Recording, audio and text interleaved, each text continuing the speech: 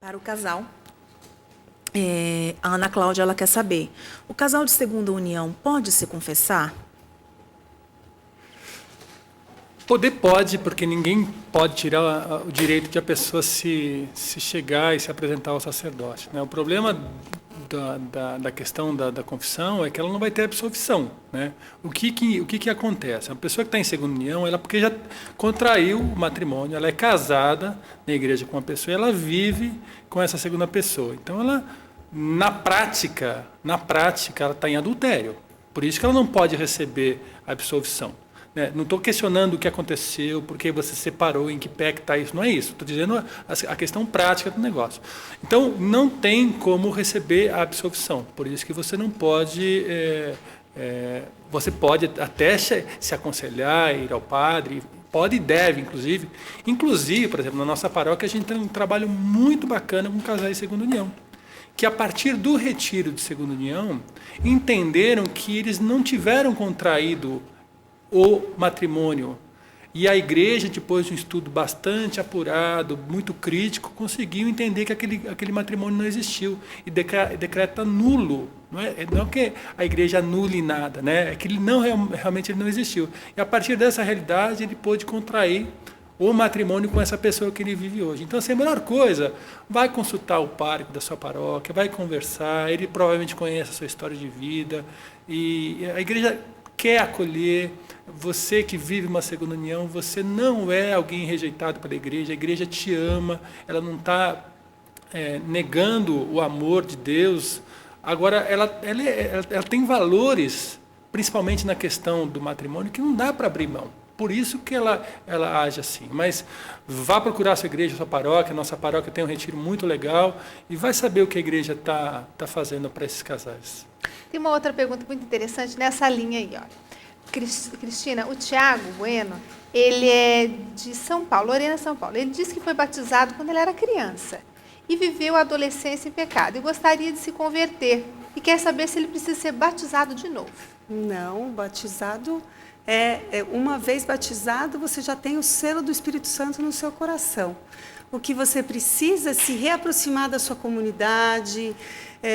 Agora que você está adulto, você tem um outro sacramento de quem está numa fé madura, que é o sacramento da crisma.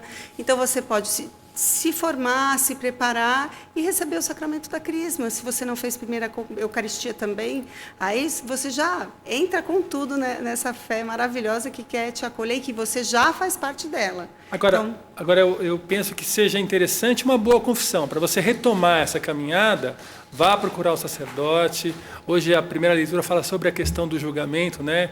O tribunal de Nosso Senhor é o único lugar que você se decreta culpado e absolvido. Então, vá procurar o sacramento da confissão para você começar essa fase nova de coração e alma lavada. A Margarida de Curitiba, no Paraná, ela é viúva e ela quer saber se pode comungar ou é pecado. Meu Deus, pode comungar todo dia, não perca a oportunidade. Você inclusive, você pode até se casar uma outra vez, porque você é viúva, né? Até que a morte o separe. Você casada, o seu marido faleceu, está na glória de Deus, você é uma mulher desimpedida. Então você pode comungar, você pode participar de tudo que a igreja te propõe. Só lembrando que quem quiser mandar pergunta para mim é Betão, meu Twitter é @BetãoFaria. Pode mandar. Betão Faria, sem tio, né? Beleza. Pergunta para a Elaine. É a André, Elaine, ela pergunta o seguinte: meu filho tem 10 anos e vive pedindo para jogar videogame de tiros, de guerra. Eu devo permitir? Esse é um assunto danadinho, complicado. Hoje em dia, porque a gente vê as crianças desde muito pequenas, né? Os jogos, de maneira em geral, eles fazem parte hoje até da criançada, não tem muito como tirar. Eu acho que o que você pode tentar é conscientizar do tipo do jogo. Porque, de fato, os jogos que têm mais violência, eles deixam a criança mais agitada, né? Você deixa uma criança, por exemplo, jogar esse tipo de jogo à noite, até 10, 11 horas da noite, ela não vai desligar. A gente, por exemplo, usando internet, coisas normais, você já não desliga rápido. Então, eu diria que a qualidade de sono, a agitação, ela sempre é maior. Eu diria, olhe bem para o jogo, converse, veja a necessidade. Eu, particularmente, tenho um pouco de receio, mas também acho que você não pode criar uma criança fora do mundo. Mas essa coisa do sangue, do tiro, e tem muitos jogos que têm estratégia da vingança, e isso eu acho que não é legal. E a quantidade de horas na qual a criança é exposta que não é bom também, né? Então, outro dia me perguntaram o que é melhor, né? 3 horas de jogo ou um pouquinho? É a mesma coisa do álcool, né? Um pouquinho várias vezes ao dia. Eu diria que a exposição prolongada durante o dia não é bacana. Então, seria o caso de conversar, ver o que pode ter de alternativo. Hoje tem muita coisa legal em termos de jogos, que não só jogos de tiro, de guerra. Tem outros jogos muito bacanas, acho que podem ser escolhas, que você pode combinar também com o teu filho. Isso é muito bacana. Às vezes os pais não têm conseguido dar essa freada, né? Dar esse limite. Quantas horas, ou não é nem mais um pouco, né? Quantas horas por dia? Então, isso eu acho que é o bacana discutir. Não sei se o Betão e a Cris também podem complementar, porque é uma questão bem típica, né, entre os casais. E aí? Eu acho que a brincadeira de guerra faz parte até do universo infantil. A gente brincava de polícia e ladrão, só que eram outros requintes né, de violência. Eu acho importante verificar, porque tem uns que são muito cruéis, né? Quem atropela a velhinha ganha mais ponto do que atropela um adulto, sabe? É um requinte de crueldade que eu, particularmente, acho que não acrescenta. Agora, uma coisa que eu acho importante é oferecer outras possibilidades, até para a televisão. A gente fala, fica tanto na televisão, mas é cômodo para a mãe, que chega cansado, o pai chega cansado, deixa lá na TV. Quer dizer, volte a questionar, né, a história, trabalho demais. Teu filho está jogando demais, porque será que a gente também, como pais, a gente não está dando a atenção que a gente deveria? Porque se você sentar no chão e jogar um dominó, um peão, enfim, outros jogos com ele também vai gostar. Também não, vai gostar mais. Tenho certeza que ele vai gostar muito mais de ficar com o pai brincando do que ficar nos outros jogos, né? E até jogos eletrônicos mesmo que a gente vê, os videogames que são familiares, né? Que tem até esporte, os Wii da vida, e que são muito legais, e que a família inteira joga, né? Então tem recurso, tem muita coisa que você pode, que não esses. Esse que a Cris falou é bem bacana, porque tem uns que tem requintes de crueldade que parece que dão ideias até ruins para a criança, não colaboram em nada na formação. Esse eu acho que é o maior receio, né? E até observar quando você compra um jogo, porque hoje o acesso é muito fácil, até com essa pirataria toda, de ver até indicação. Qual é a faixa etária que aquele jogo... para aquele jogo, que aquele jogo tem sugestão, desculpa, me enrolei aqui. Qual é a faixa etária? Para qualquer coisa, né? E para os jogos acho que não é diferente também. Joia. Chegando pergunta aqui para o nosso programa, essa pergunta vem de Londrina, no Paraná. Vou fazer para a Cris. Cris, esta senhora diz assim: meu marido faz mais de 9 anos que não dorme junto comigo. Ele dorme no sofá. Eu gostaria de saber se isto é pecado. Olha, não sei se é pecado, mas vocês estão perdendo um tempão, vocês dois, de se curtirem, de se aproveitarem, que é tão gostoso esse momento do casal, de estar junto, de estar... enfim, aproveitando esse momento da noite, que é tão gostoso, da intimidade de um casal. Só que também a gente precisaria saber um pouco mais do que está acontecendo. Eu acho que você precisa também conversar mais com ele. Por que ele não volta para a cama? O que está incomodando? Às vezes são assuntos simples. Às vezes ele tem calor, você se cobre e demais, sabe? Relacionamento conjugal tem umas coisas tão engraçadas que às vezes é muito mais simples de você resolver. E outras vezes podem ser assuntos mais delicados. Vocês só vão saber, vocês só vão se resolver conversando e procurando uma solução. Se é pecado ou não, eu acho que o que é mais importante é que vocês casaram para ficarem juntos, né? Eu acho que essa é a grande preocupação. Tem uma pergunta aqui, vou fazer para o Betão. É do Adriano, do Mato Grosso. Adriano, obrigado pela sua pergunta. Ele diz assim: sou amigado, como poderia fazer para casar na igreja? Se posso comungar na igreja sendo amigado? Amigado quer dizer que ele só moram juntos, né? Então você é uma pessoa desimpedida, né? Você pode receber o sacramento do matrimônio, só não pode receber o sacramento do matrimônio quem já foi casado. Então você vive junto com a mulher. Na nossa paróquia, por exemplo, o próprio ECC, ele acolhe pessoas que podem fazer o encontro sem mesmo ter recebido o matrimônio. Ele precisa ser desimpedido. Na nossa paróquia, a gente tem muitos casais que fizeram o ECC, conheceram a Cristo, fizeram opção de se casar na igreja e dentro da igreja fizeram um casamento super simples, mas extremamente profundo. Os filhos entraram junto e quiseram receber o sacramento, né? Porque o sacramento não é um passe de mágica, é uma graça que nós recebemos para viver bem a nossa relação conjugal, né? Então, se você tem essa consciência, olha, você está no caminho certo, né? Procure a sua paróquia, vá fazer um bom curso de noivo, vá se aprofundar nessa sua relação e receba o sacramento do matrimônio para você poder bem viver a sua vida conjugal. Mas ele falou do sacramento da comunhão. Eu acho que é um processo. Se você está descobrindo o valor dos sacramentos, para você receber o sacramento da comunhão, você também precisa se preparar, saber que sacramento é esse, o que eu preciso fazer para receber esse sacramento da comunhão? Porque foi isso que ele perguntou, se ele pode comungar. Eu acho que quando você abraça a igreja, você abraça todos os sacramentos. Vai se informar sobre eles, como você faz para viver esses sacramentos, né? E se você não tem impedimento, corre. Eu vou fazer uma junção aqui, uma pergunta que chegou do Rio de Janeiro, muito importante. A pessoa não quis se identificar, a gente respeita isso pela intimidade da pessoa. Ela diz assim: morei com um rapaz durante 5 anos e há 2 meses me separei. Pedi para ele sair de casa, pois ele se nega a casar-se na igreja. Isso dá certo?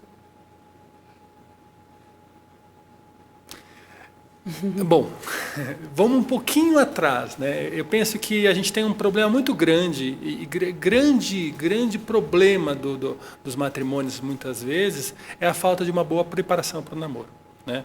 Então, você não descobriu que ele não quer casar na igreja agora, né? Provavelmente você sabia disso antes de namorar com ele, né? Então, não adianta você casar com alguém pensando que a hora que eu vou morar com ele, eu vou mudar essa pessoa. Não. Namoro é um tempo que a gente passa junto com alguém para se conhecer, para criar intimidade, para que o nosso diálogo possa chegar no coração do outro, para a gente possa construir essa relação e aí sim dizer, olha, está tão gostoso, vamos nos casar? Vamos fazer as coisas juntos? Sim, aí sim. Agora, se você na realidade, pelo que você me disse, você está se deparando de uma coisa que você já sabia. Então não dá para forçar para ele casar se provavelmente antes ele não queria. A não ser que ele te prometeu isso antes e hoje não quer. Eu, para mim, com a consciência que eu tenho hoje, eu jamais viveria com uma mulher sem ter a graça do sacramento do matrimônio. Agora, é você que tem que... A igreja não vai te excomungar por causa disso. Agora, você perde algo sublime e uma força tremenda para você bem viver a sua relação conjugal. Eu tenho um testemunho bonito que chegou aqui, da Terezinha de Jesus Arim, lá de São Paulo. Ela diz assim: faço parte da associação Alanon. E foi nessa associação de alcoólatras que ela descobriu que a bebida é uma doença, pois ela achava que o seu marido bebia por pura ser vergonhice. Mas não... Ela diz, mas não, descobri que o alcoolismo é uma doença. A partir dessa descoberta, eu compreendi melhor e aprendi a vê-lo como um doente e não como um mau caráter. Depois de frequentar o Alanon com seu esposo, ela passou para o AA, o Alcoólatras Anônimos, onde seu marido parou de beber. Ela diz assim, que ela quis testemunhar, a Terezinha quis testemunhar para dizer que no Alanon, ela, como esposa, também foi orientada. Já no AA, o seu esposo foi curado da questão da bebida. Hoje fazem 18 anos do seu falecimento. Ele morreu tendo largado a bebida. Então está aqui o testemunho dela e incentivando as pessoas a procurarem ajuda, né, no Alanon, que é o grupo para a família, e o AA, Alcoólicos Anônimos, que é para a pessoa que tem o problema da bebida. Muito obrigado, Terezinha, pelo seu testemunho. A Ana... Não, deixa eu ver aqui... Não, deixa eu dar uma olhadinha. Tem um monte de pergunta, né? Aqui, achei. Essa pessoa pede para não ser identificada, é de Minas Gerais. Ela quer uma orientação. Como lidar com uma adolescente que se envolveu com outra adolescente de 15 anos que já tem sexualidade definida? Bom, primeiro ponto, Primeiro, 15 anos é uma idade bem super delicada, né? Porque a gente não pode nem dar, não existe uma resposta pronta para ela, mas o que eu diria, N situações, às vezes traumáticas, coisas que ela viveu de forma sei lá, errada, ou mesmo descoordenada, ou até de decepções, podem levar a isso. O primeiro ponto, independente do que você vai pedir, é acolher. Acolher e entender o que se passa com ela. Antes de se apartar com ela, brigar, expulsar de casa, é acolher. O acolhimento para essa moça vai ser a melhor coisa que essa família pode fazer. A conversa direta, transparente, de ouvir de novo, né? Como é importante ouvir os sentimentos e entender o que se passa, né? Não existe uma receita certinha. Às vezes ela está esperando que a gente possa dizer para ela assim, olha, você vai fazer isso. O que eu diria para você, ouça muito o que a tua filha tem a dizer. Porque até nessa fase, essa fase de 15 anos é uma fase de descoberta. E, às vezes, quando a afetividade ela é vivida de uma forma truncada, errada, a pessoa segue caminhos que, às vezes, nem ela entende que são os melhores, né? Mas onde ela se sente acolhida. E, às vezes, é vivendo dessa forma. E, às vezes, é só um período que passa, né? Mas, acima de tudo, que essa mãe possa ouvir esta filha, né? Eu sei que não é uma situação muito fácil. Tá ok, então eu vou acolher, né? Mas ler a respeito, ouvir, entender que pode ser algo passageiro e que, se ela não encontrar esse acolhimento na casa dela, ela vai encontrar fora de lá. E aí eu acho que fica mais complicado. Então, não desespere, por mais difícil que seja, e acolha a sua filha. Uma coisa que eu acho importante saber, que ela falou com uma outra menina de 15 anos com a sexualidade resolvida, definida, né? Eu acho que é um momento de experimentação, infelizmente, nos jovens, essa experimentação está sendo demais, né? Você nunca beijou outra menina? A gente ouve algumas pessoas falando isso entre a molecada. Então, você chegar também, eu acho, e conversar com ela e falar que ainda esse momento que ela vive, os sentimentos dela estão muito aflorados. E ela sentir atração por uma pessoa do mesmo sexo não quer dizer que ela é homossexual. Porque tem isso também, tem uma fase da vida da gente, quando a gente... Uma vez eu vi até um terapeuta falando que a gente até se confunde com as emoções que a gente sente em relação a uma pessoa do mesmo sexo. E você pode, sim, sentir uma atração por alguém, mas isso do mesmo sexo, mas isso não quer dizer que essa é uma escolha, é uma opção. Então, também, para ela se perceber, outras situações como ela observa os meninos, o que ela sente pelos meninos também, para desmistificar um pouco relacionar diretamente uma atração com uma escolha sexual, né? Acho importante. Joia. Vamos aqui umas perguntas que estão chegando também pelo Facebook e pelo Twitter. Vamos.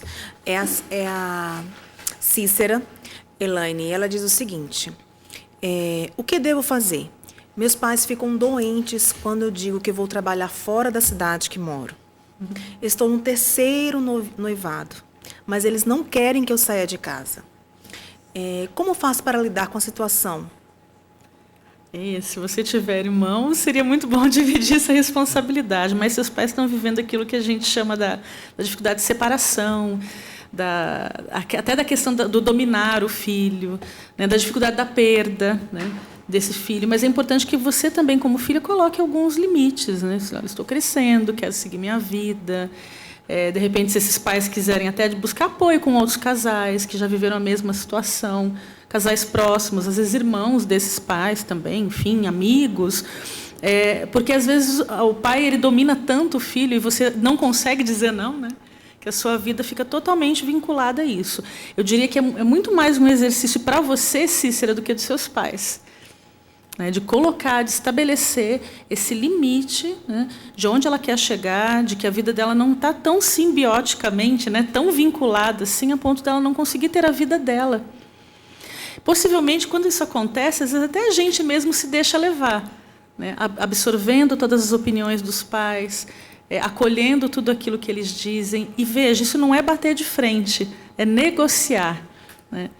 Pai, eu preciso viver a minha vida, eu quero seguir o meu caminho.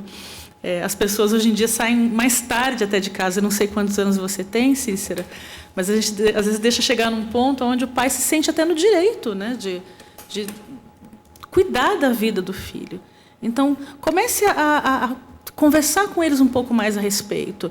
Se você tiver condições, às vezes até o tempo de sair de casa não significa que você vai abandonar os seus pais.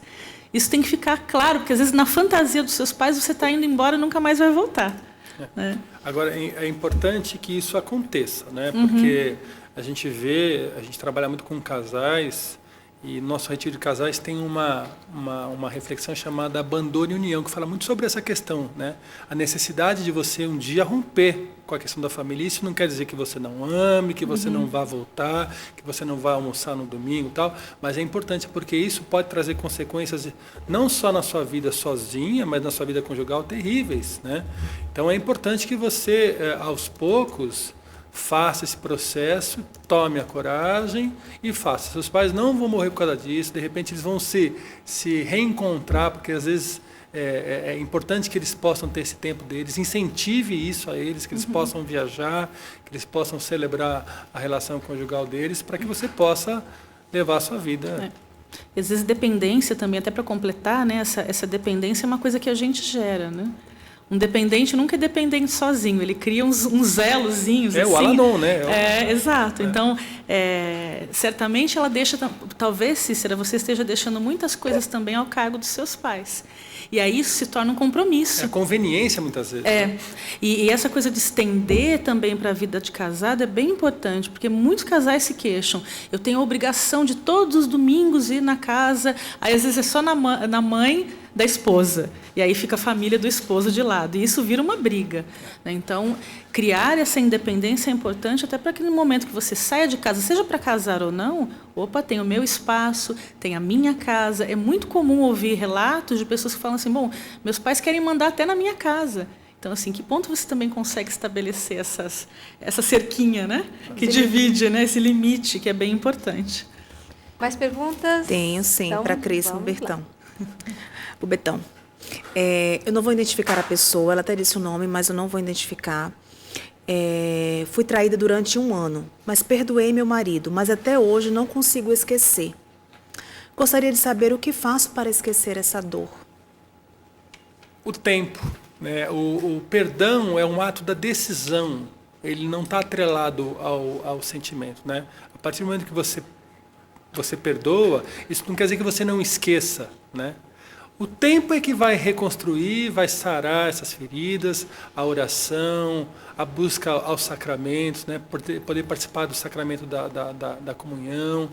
Agora, é um processo, não existe um passo de mágica, né? Lógico que Deus pode curar isso de uma hora para outra, mas o Padre Léo sempre dizia, né, que a cura interior é a mais demorada, é um processo que você leva, né? Então, é normal você sentir tristeza, você poder sentir raiva, insegurança. Faz parte, a gente não manda nos sentimentos, os sentimentos são involuntários. Eu não posso dizer agora, eu vou sentir alegria, e, vou sentir uma tristeza, não manda, ele é involuntário, ele vem em mim dependendo de alguma circunstância, alguma coisa que está acontecendo. Então tenha paciência, é normal, isso não quer dizer que você não perdoou, e o tempo, a sua relação com ele, o amor que vocês podem reconstruir, é o que vai aos poucos, curando essa ferida que você tem e que é normal. Mas você vai passar por isso e vai celebrar e vai ser testemunha ainda na sua comunidade de que dá para perdoar e dá para ser feliz. Tem uma pergunta aqui muito interessante, vem do Paraná. A pessoa pede para não se identificar, nós respeitamos. Ela diz assim, como proceder quando descobrimos que não amamos mais o marido? Cris, e aí? O amor é uma decisão. Não confunda não amar mais de não sentir atração durante um tempo. Porque isso pode acontecer, isso já aconteceu na vida da gente viver um momento que o que segurou foi o amor decisão, foi o compromisso que nós fizemos de marido e mulher pela nossa família. E aí a gente vai esperando esse tempo ruim passar, porque é muito ruim, e eu vou te garantir que esse amor, sentimento, ele volta. Então, a vida da gente de casal, ela é assim, ela oscila, a gente não está todo dia apaixonado, todo dia sentindo calafrios, isso não faz parte de um casamento, né? Uma relação duradoura. A gente sente isso quando a gente pula de galho em galho, que não foi a nossa escolha. Então, minha sugestão para você é que você aguente firme, é ruim mesmo, essa fase é muito triste, porque a gente quer amar, né? A gente quer amar com o sentimento e muitas vezes a gente não... ressonância, né? Um com o outro. E, às vezes, é esperar, é rezar, é pedir realmente que esse sentimento volte e cultivar o que tem de bom nesse relacionamento, lembrar o que viveu, isso também é gostoso, lembre o que vocês viveram de bom juntos. E amor é uma decisão. O amor-sentimento, ele não fica o tempo todo mesmo. O que mais? Você tá A gente, falar dessa a gente, agora em janeiro, a gente fez uma viagem, a Cris, a gente passou um momento difícil, a Cris teve um tempo com depressão e tal, e assim, com certeza, ela nem se amava, quanto mais ela me amava, né? E o que me sustentava muitas vezes era sair de casa triste, às vezes com a cabeça... até pensando numa outra mulher, alguma coisa, porque a gente está sujeito a isso mesmo. E aí a missa. E na missa você era reconfortado por Deus, você comungava, e ali você criava um novo ânimo, né? Então, assim... Você ia falar de janeiro.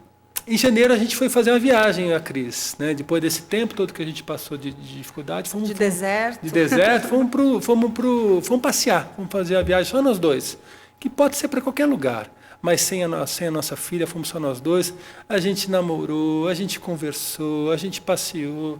Olha, foi uma experiência maravilhosa. Então, de repente, o que está faltando é vocês celebrarem a vida, né? Namorar. Namorar De novo. O Padre Léo sempre dizia o seguinte: você não precisa com muitas coisas. Pega uma velinha, um peito de frango, um arrozinho, um creme de leite, faz um jantarzinho com ele, põe uma roupa legal, cria esse clima entre vocês, vão namorar. Uma boa relação sexual é uma coisa fantástica para unir o casal, né? Quem tem uma frequência boa e que se dá bem sexualmente tem uma relação muito legal. Então, tenta buscar isso outra vez. Uma outra coisa que é muito legal e a gente também defende é o ECC, é deixar que Deus possa fazer parte do ingrediente dessa relação, né? Quando a gente se casa no matrimônio, não é um casamento, é um matrimônio, é a trindade ali, eu, minha esposa e Deus, né? Imagina você com o seu marido se colocando na frente de Deus, como Deus não vai abençoar a relação de vocês. Então busque alguma coisa assim, que com certeza você vai retomar e você vai descobrir que você não deixou de amar o seu marido. O amor está ali guardadinho no seu coração. É que não está sentindo naquele momento, não está tendo aquela sensação emocional, né? Que existe a questão emocional. Muitas vezes a emoção pode ficar apagada dentro da gente. Eu digo sempre, quando a gente fala com relação à mulher, é importante que a gente perceba também as fases da vida, né? Se essa pessoa já tem muitos anos de casado e consecutivamente muitos anos de vida, do ponto de vista hormonal, a mulher muda muito. E às vezes cicla dentro do mês, né? Imagina durante a vida, na proximidade da menopausa também, ou às vezes até de uma menopausa precoce. E onde ela fala essa coisa do amor, às vezes são essas sensações hormonais que ela não consegue ter mais desejo pelo marido. E não tendo desejo, você fala, parece que eu não amo mais. Então, muitas vezes, não é só a questão do sentimento, mas tem a questão física que tem uma ligação muito forte. E quando a gente fala em mulher, sempre é importante observar. A gente fala em tristeza, em alteração de humor, em, às vezes, desse desânimo, desse esfriar no relacionamento sexual do casal. A mulher é sempre importante que ela se observe.